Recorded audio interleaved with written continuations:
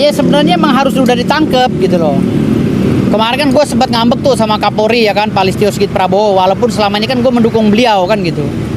Gue ini kan selalu mendukung Pak Listio Sigit Prabowo kan. Cuman kemarahan gue kemarin memuncak karena lambannya penahanan Rizwan Sianipar CS kan, Rizwan Betok dan Roy Panci CS itu.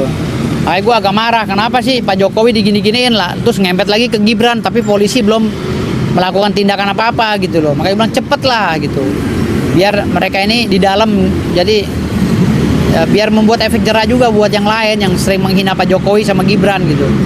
Itu sih permohonan gue kemarin. Jadi abang juga support. Gue sempat marah sama Kapolri, Pak Listio, sampai gue bilang udah ganti aja. Padahal gue kan pendukung dia dari dulu. Hanya gue marahnya kemarin, kenapa kok Pak Listio Sigit Prabowo membiarkan orang-orang menjelekan Jokowi ini gitu loh, padahal unsurnya udah masuk.